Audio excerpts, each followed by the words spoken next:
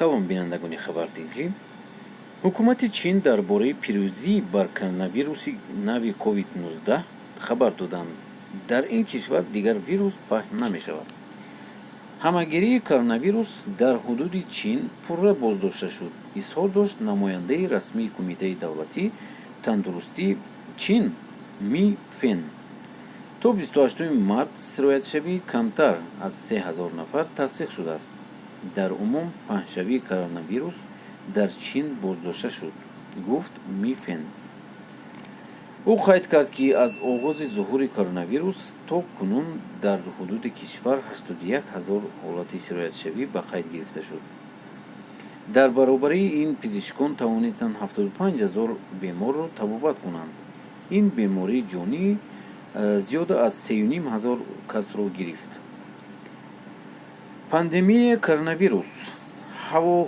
авохири моҳи декабр мақомоти чин аз бурӯзии маризи илтиҳобии шуш бо нишонаҳои маълумам дар шаҳри Вуҳан хабар доданд, ки сипас муайян шуд, ки барангезаи ин маризи коронавирус 2019 мебошад. Нахустин мутбаллаёни ин вируси навро дар шаҳри Вуҳани чин пайдо карданд. вирус зуд берун аз шаҳр ва кишвар паҳн гардид.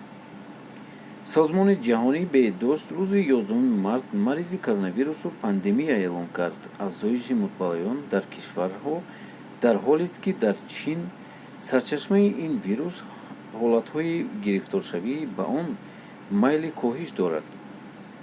чин мутахассисонашро ба Эрону Ироқ ва Италия фиристодааст, аммо дар хориҷ аз чин теъдоди гирифторон ҳамоно дар афзоиш аст. вирус то Осиёи марказӣ низ расид.